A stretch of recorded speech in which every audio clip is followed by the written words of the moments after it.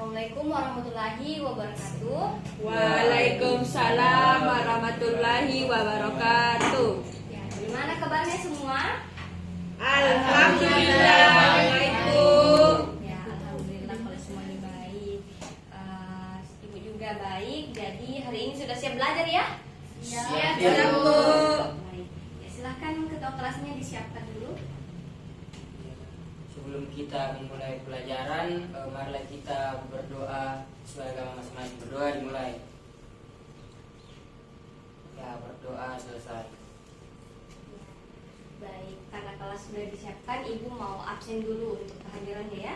Sanggila Natasha Andis. Hadir Bu. Alia Fikri Anwar. Hadir Bu. Arya. Hadir Bu. Rizky Fatima Azahra. Hadir Bu.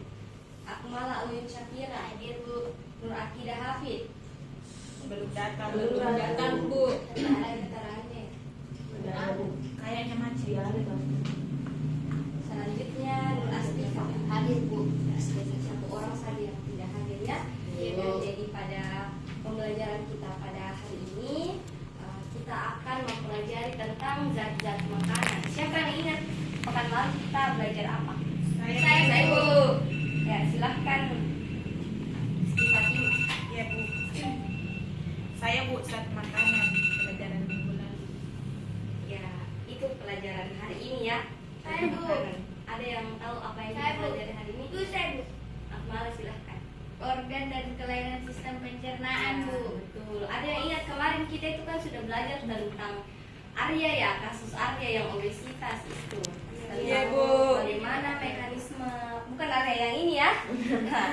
Bagaimana mekanisme pencernaannya dia sehingga dia bisa mengalami hal tersebut. Ternyata dia ada kelainan pada lambung sehingga perlu untuk dilakukan operasi bariatriski atau pemotongan lambung. Nah, selanjutnya kita akan bahas tentang zat-zat makanan. Jadi sebenarnya penyakit-penyakit itu bukan hanya tentang kelainan-kelainan pada organ, tapi juga bisa disebabkan oleh makanan yang kita makan. Apa yang kita makan, apa yang kita minum itu bisa mempengaruhi sistem pencernaan kita. Ya, selanjutnya anak-anakku semua, apakah semuanya sudah sarapan? Belum Bu, sudah Bu, sudah saya roti. Ya, kalau yang Saya sudah cookies. sarapan apa dimakan? Roti. Roti Bu. Cookies. Cookiesnya Roti, cookies. Kira-kira apa perbedaan yang dirasakan ketika kita sarapan dengan tidak sarapan? Kalau sarapan Bu kayak lebih banyak energi. Kalau sudah sarapan Bu kenyang. Ya, Kalau betul sudah sekali. sarapan langsung berak. Ya, Dan betul juga kalau termasuk Kalau sudah ya. sarapan mengantuk. Ya, betul sekali. Jadi ketika kita sudah sarapan itu sudah ada suplai energi yang kita dapatkan supaya kita tuh lebih bertenaga. Nah, kenapa kita bisa bertenaga dan bisa lebih baik di pagi hari ketika sudah sarapan, itu akan kita bahas pada pembelajaran kita pada hari ini ya. Ya, jadi untuk pembelajaran kita hari ini itu mengenai zat-zat makanan itu kita akan melakukan analisis kasus. Jadi ibu akan membagi nanti menjadi 2 kelompok ya. Iya Bu. Nah, sebelum itu ibu akan menjelaskan mengenai tujuan pembelajaran kita pada hari ini. Ya, jadi kita belajar pada hari ini untuk mengetahui menjelaskan fungsi makanan dan menjelaskan apa-apa saja yang menjadi bagian dari misalnya karbohidrat itu jenis makanannya apa. Nah, itu kita akan pelajari bersama supaya apa yang kita makan itu kita tahu apa kandungannya. Nah, selanjutnya itu kita akan mencari tahu apa itu zat makanan makronutrien dan juga mikronutrien. Selanjutnya kita akan menghitung BMI. Ada yang tahu apa itu BMI? Berat minimal, Maksimum. berat Berat maksimum maksimum. di Indonesia. BMI itu indeks massa tubuh, biasa disingkat. Nah, itu kita akan pelajari bersama bagaimana cara menghitungnya, bagaimana nanti kita akan pelajari bersama-sama. Nah, jadi itu adalah tujuan pembelajaran kita pada hari ini. Nah, selanjutnya Ibu akan menjelaskan terlebih dahulu sebagai pengantar sebelum kita diskusi mengenai kasus-kasus yang ada. Jadi pertama itu kita akan membahas tentang zat-zat makanannya terlebih dahulu ya. Bu.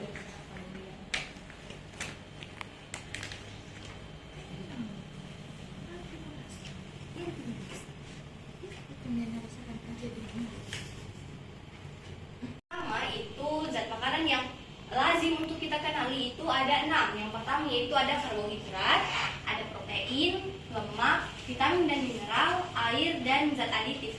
Kira-kira dari ke-6 istilah di atas ini ada yang baru pertama kali didengar atau tidak mengerti yang mana yang dimaksud? Ya, saya rasa sudah familiar ya dengan Iya, Bu. istilah-istilah ini. Nah, selanjutnya, di sini ada monosakarida, disakarida, dan polisakarida. Kedua ini adalah jenis gula. Nah, jenis gula ini terdapat pada karbohidrat. Jadi karbohidrat adalah bagian kompleks atau susunan kompleks dari ketiga gula ini. Nah, untuk lebih sederhananya lagi itu ada yang namanya glukosa. Nah, kalau monosakarida dia itu biasanya terdapat pada jagung dan kawan-kawan. Sakarida itu biasanya terdapat di gandum dan tanaman biji-bijian lainnya. Sedangkan polisakarida itu biasanya didapatkan di umbi-umbian. Nah, selanjutnya, fungsi dari karbohidrat yaitu yang pertama penyedia bahan pembentukan protein dan lemak. Nah, maksudnya karbohidrat di sini ketika dia sudah berada di dalam tubuh itu akan diproses melalui sistem pencernaan baik fisik maupun kimiawi. Namun untuk perubahan bentuk atau pemecahan molekul itu biasanya lebih ke kimiawi melalui enzimnya seperti yang kita sudah pelajari kemarin. Nah, selanjutnya itu dia sebagai penghasil energi. Jadi karbohidrat itu kita gunakan dalam tubuh sebagai sumber energi. Jadi ketika kita biasanya ada orang yang bilang belum kok makan nasi, saya belum makan nasi, jadi saya belum kenyang, belum berenergi. Padahal sebenarnya makanan-makanan lain pun yang mengandung karbohidrat itu juga sudah bikin kenyang dan berenergi. Tapi nasi itu memang merupakan sumber karbohidrat utama ya bagi utamanya kita masyarakat Indonesia. Ya, selanjutnya yang ketiga itu penjaga keseimbangan asam dan basa. Jadi dalam tubuh kita ini ada asam dan basa atau pH dari tubuh kita. Jadi karbohidrat itu menjaga keseimbangan. Selanjutnya itu ada protein. Protein di sini kita bagi menjadi protein nabati dan hewani. Kalau nabati itu istilah gampangnya adalah dari tumbuhan. Jadi semua protein yang kita dapatkan dari tumbuhan itu adalah protein nabati. Sedangkan protein hewani itu yang dari hewan. Misalnya kalau nabati itu tahu, tempe, kacang-kacangan, nah itu merupakan sumber protein yang nabati. Sedangkan kalau hewani itu seperti yang kita makan biasanya digeprek ayam, coto, daging, kemudian ikan, nah itu semua adalah hewani. Pokoknya semua hewan yang kita makan itu adalah protein hewani. Nah, untuk fungsi protein itu banyak ya. Yang pertama, zat pembangun dan pembentuk sel baru. Jadi sel-sel kita itu dibentuk dari protein. Ya, jadi nanti kalau anak-anak sudah belajar tentang sel, kalian akan tahu apa yang membentuk sel itu rata-rata adalah protein. Selanjutnya, yang kedua itu mengganti sel-sel yang rusak. Nah, dalam proses regenerasi sel itu dia berfungsi sebagai protein. Makanya protein itu bisa disebut dengan komponen penyusun tubuh. Karena memang tubuh kita ini didominasi oleh protein. Sel-sel kita itu ketika dia rusak, dia akan diganti menggunakan protein. Jadi protein itu adalah bahan untuk penyusun tubuh. Selanjutnya, yang ketiga itu adalah pembentukan senyawa lain, lemak, antibodi, enzim, hormon, dan karbohidrat. Jadi semua yang ada dalam tubuh kita ini, baik antibodi itu adalah protein, enzim juga adalah protein, hormon dan sebagainya semua itu adalah protein. Jadi yang benar bahwa tubuh kita ini adalah disusun oleh protein. Kemudian yang keempat, menjaga keseimbangan asam dan basa, sama tadi dengan karbohidrat. Selanjutnya mempertahankan viscositas darah atau mempertahankan suspensi atau susunan darah dalam tubuh kita supaya dia itu tidak terlalu cair dan tidak terlalu kental. Jadi bisa seimbang dalam tubuh. Nah, selanjutnya ini ada lemak. Nah, lemak itu terbagi menjadi 3. Ada lemak sederhana, campuran, dan asli atau dari lemak. Nah, kalau sederhana itu biasa orang-orang sebut dengan lemak baik. Nah, lemak baik itu biasanya kita dapatkan dari hal-hal yang alami seperti pada buah-buahan seperti buah alpukat, itu adalah lemak alaminya, durian dan sebagainya. Kalau lemak campuran biasanya itu sudah diolah, seperti misalnya butter, mentega, kemudian minyak goreng dan sebagainya, itu semua adalah lemak yang sudah diolah sehingga disebut dengan lemak campuran. Sedangkan yang lemak asli atau dari lemak itu lemak yang memang sudah ada di dalam tubuh kita. Jadi jangan mengira bahwa lemak itu tidak baik. Justru lemak itu juga memiliki fungsi. Jadi di tubuh kita ini memang sudah ada lemak atau derivat lemak di bawah kulit kita, memang berfungsi untuk tubuh, terutama itu untuk mengekskresi, kemudian menjadi sebagai salah satu tempat untuk menyimpan cairan makanan dalam tubuh kita, kemudian sebagai pengatur termal atau suhu. Jadi lemak itu jangan selalu disalahartikan sebagai hal yang tidak baik ya. Selanjutnya ini ada fungsi dari lemak. Nah, ini fungsi dari lemak yang pertama itu sebagai sumber energi, seperti yang ibu sebutkan tadi bahwa dia sebagai cadangan makanan. Kemudian ada pelarut vitamin A, D, E, dan K. Kalau misalnya susah untuk diingat, nah, bisa menggunakan jembatan kelai vitamin A, D. Saya juga ada deh. Ya, betul. Jadi semua vitamin itu tidak semuanya bisa larut dalam air. Terkadang ada yang harus larut dalam lemak. Selanjutnya ada pembangun bagian tubuh tertentu. Jadi bagian tubuh tertentu pada tubuh kita itu adalah tersusun oleh lemak. Kemudian pelindung organ-organ dalam. Nah, makanya kalau ada orang yang agak berisi, dia itu organ dalamnya, misal dia tertumpuk atau apa, nah dia itu bisa lebih terjaga organ dalamnya. Tapi jangan berlebihan juga karena tidak baik. Kemudian yang terakhir itu pelindung tubuh dari suhu rendah. Ya, seperti yang ibu jelaskan tadi ya, bahwa suhu tubuh itu juga dipengaruhi oleh lemak. Jadi lemak itu membantu kita untuk meningkatkan suhu tubuh ketika utamanya orang-orang yang berada di benua yang 4 musim. Nah, itu sangat membantu. Selanjutnya, nah, ini ada vitamin dan mineral ya. Ada vitamin, ada mineral. Nah, vitamin itu dia sifatnya dia larut dalam air, tapi dia ada juga yang larut dalam lemak. Kalau mineral dibagi menjadi 2, yaitu makroelemen dan mikroelemen. Nah, vitamin yang larut dalam air itu misalnya yang di luar dari A, D, E, dan K itu tadi. Misalnya vitamin C, nah itu dia larut dalam air. Kalau vitamin yang larut dalam lemak itu tadi yang vitamin A, vitamin D, E, dan K. Untuk mineral ada mikroelemen dan makroelemen. Kalau mikroelemen itu mineral-mineral ini kan didapatkan misalnya dari air minum yang kita minum, kemudian dari makanan yang kita makan itu banyak mengandung mineral. Jadi jangan dikira bahwa mineral itu tidak berfungsi ya bagi tubuh. Selanjutnya ini ada fungsi dari vitamin dan mineral. Nah, fungsi vitamin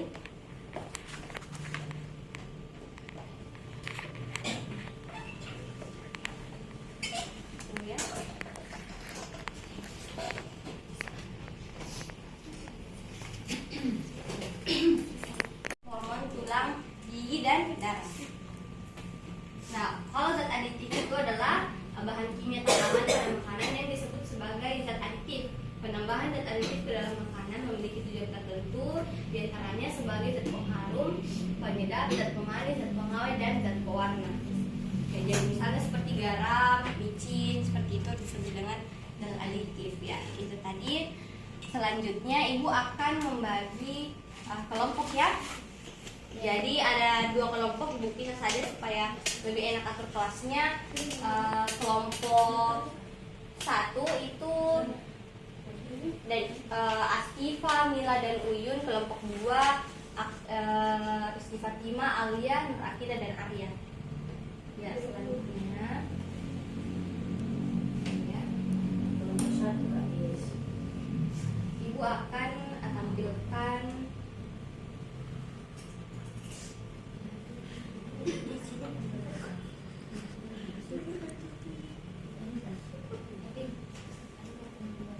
ya.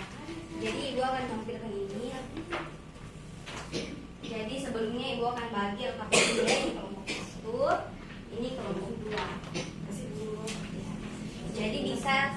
kalian scan sendiri atau bisa juga lihat di sini.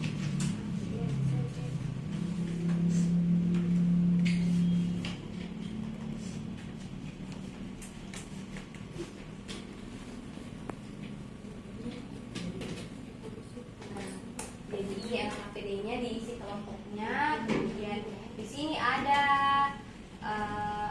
kasus 1 dan kasus 2 ya. Gua ambil linknya dulu.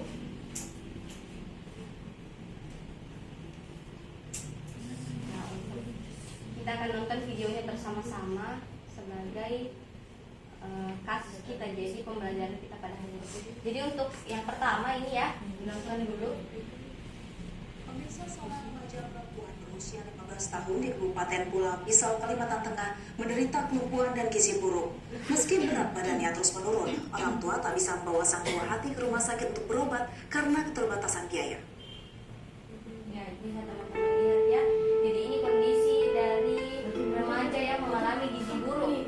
Diperhatikan kira-kira apa gejala yang timbul yang bisa kita amati. Kecamatan Kahayan Hilir, Kabupaten Pulau Pisau, Kalimantan Tengah ini terlihat lemah akibat mengalami gizi buruk.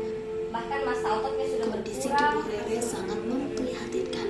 Tangan, kaki, dan tubuhnya terlihat berusia gelap, tidak bisa berbicara sejak kecil. Jadi sudah sakit Menurut sejak orang tua Rere, kondisi yang dialami anak ini terjadi sejak anaknya berusia 2 bulan.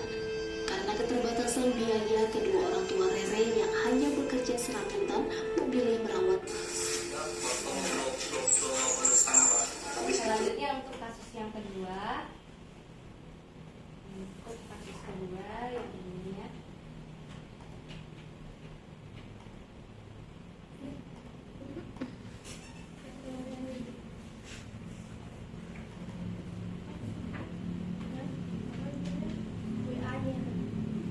Ini nih Johnson Smith plus Rice.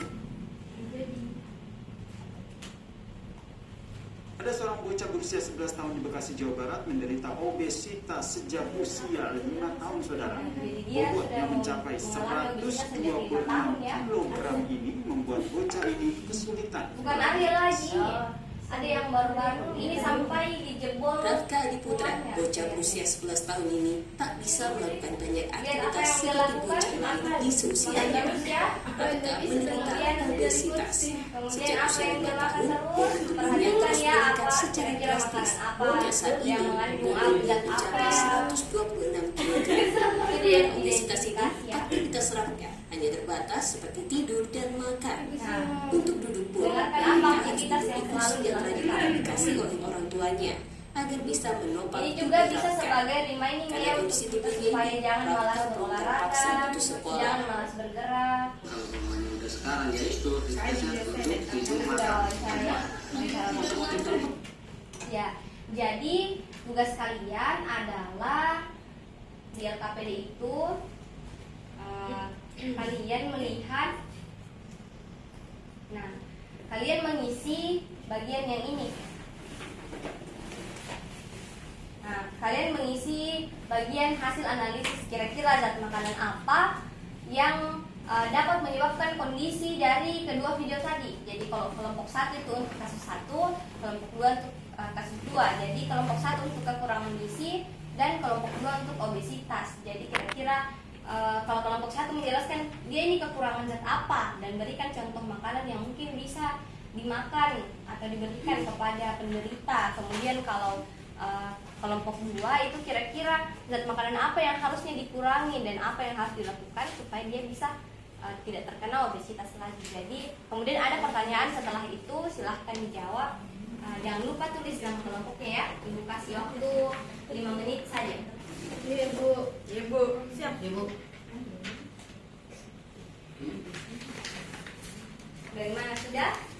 Belum Bu. Bisa tulis nama kelompok Bu. Ya, silahkan dikerjakan ya. Jangan lupa tulis nama teman. Bu, bagaimana nih Bu? Mau bertanya. Ya, silahkan Akidah. Ini Bu, analisis zat yang berlebihan. 1 di zatnya ditulis Ibu atau banyak? Sebanyak-banyaknya karena misalnya Kalaupun misalnya karbohidrat, mengenai karbohidrat, berikan contoh makanan yang lebih banyak. Kira-kira apa? Berarti contohnya juga Bu, banyak. Iya. Atau satu-satu perwakilan dari karbohidrat Bisa satu. lebih dari satu. Oh iya Bu. Jadi makanan dan disesuaikan dengan apa yang biasanya kita makan ya. Jadi tidak usah Makanan roti sehari-hari, daging Bu. apa, cukup nasi apa yang biasa kita makan. Ya betul. Jadi kita kaitkan dengan kebiasaan kita ya secara lokal. Ya selanjutnya untuk kelompok 1 silahkan dibacakan hasilnya. Kelompok 1. Nah kemudian nanti kelompok 2 bertanya ya sembari dibandingkan kira-kira. Oh kalau dia kekurangan, kalian kelebihan di apa? Jadi sebenarnya ada 2 kelompok ya, kelompok kekurangan dan kelompok kelebihan. Iya Bu. Satu kurang gizi, satu kelebihan gizi.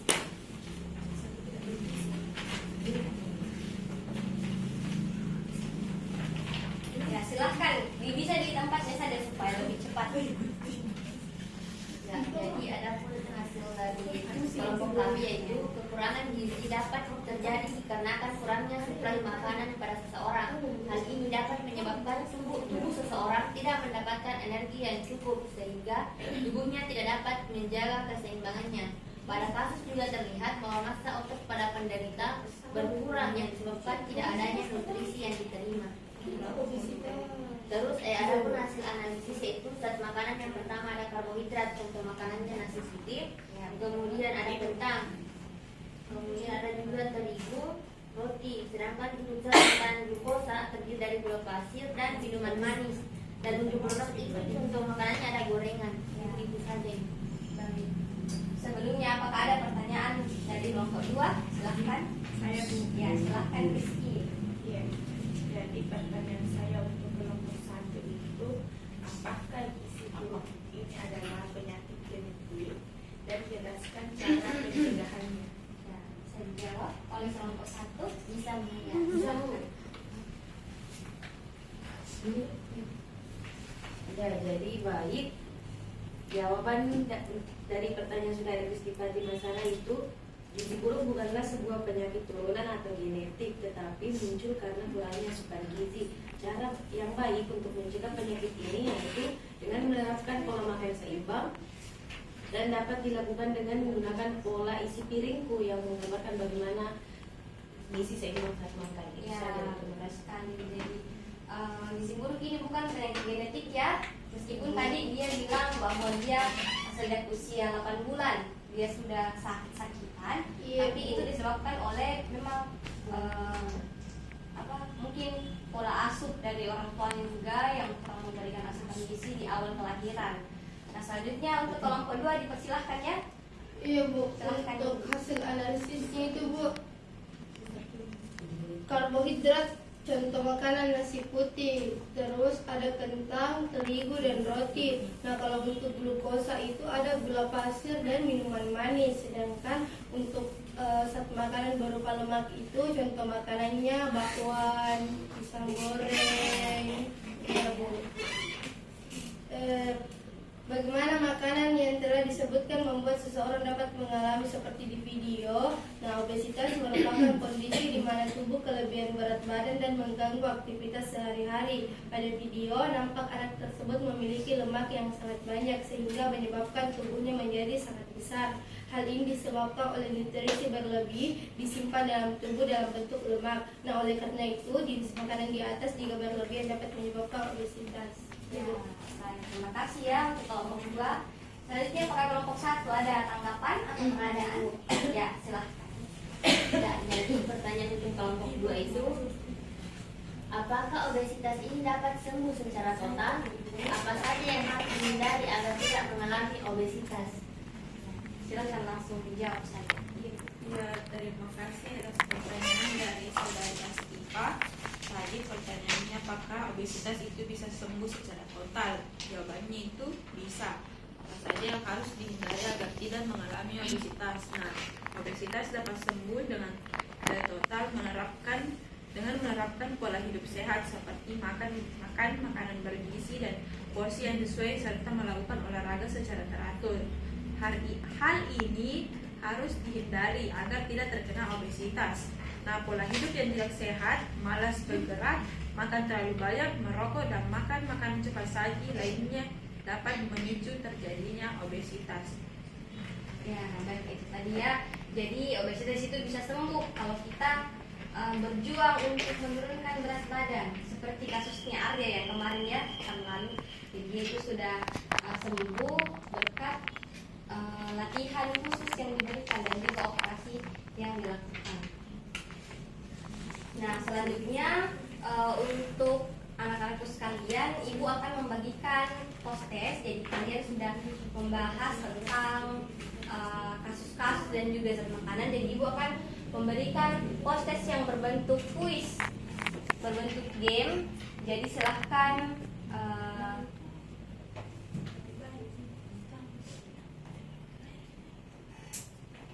ya, ibu kasih kodenya.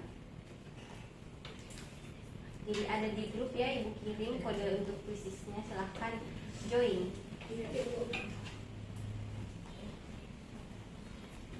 Berapa lama pengerjaannya? Pengerjaan itu sudah ada di kuisisnya ya. Ini tidak pernah pakai kuisis ini. Jadi satu soal itu 1 menit ya, bisa dipilih satu jawaban benar.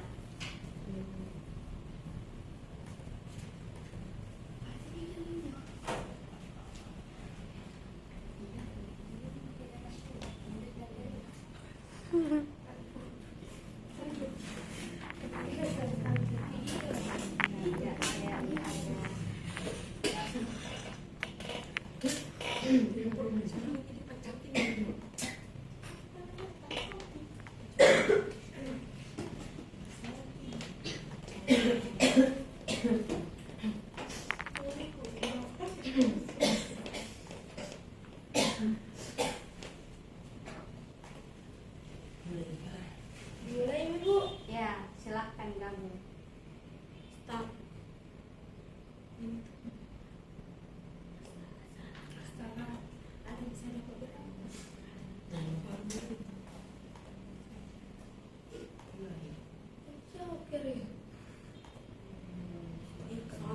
Mau bertanya pertama.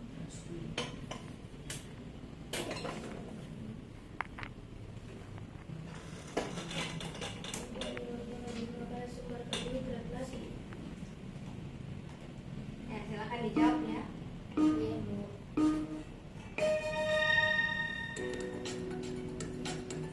Ya, silahkan dijawab.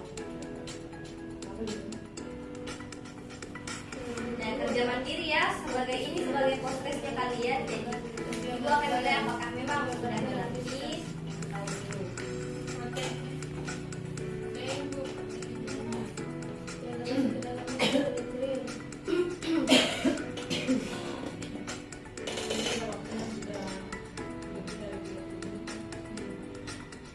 Ya, selanjutnya kuisnya sudah selesai. Jadi nilainya itu akan masuk di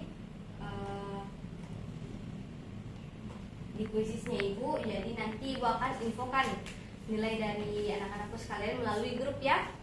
Nah, selanjutnya tugas dari kita pada hari ini yaitu untuk menghitung indeks massa tubuh masing-masing. Jadi sesuai dengan yang sudah dijelaskan, kalian menghitung berat badan, tinggi badan, kemudian digunakan rumus indeks massa tubuh, dan itu dikumpulkan pekan depan. Dan pekan depan itu kita akan melakukan uji makanan. Jadi ibu harap setelah pekan depan kita ketemunya di laboratorium. Jadi kita tidak ketemu di kelas ini lagi. Jadi kita ketemu di laboratorium. Jangan lupa bawa jas lab masing-masing dan penuntun praktikum yang sudah dibagikan di awal semester ya. Iya, Bu. Ya, baik, cukup sekian dari ibu. Mohon maaf bila banyak kesalahan dan jangan dilupakan tugasnya ya pekan depan. Wabillahi taufiq wal hidayah. Wassalamualaikum warahmatullahi wabarakatuh. Waalaikumsalam.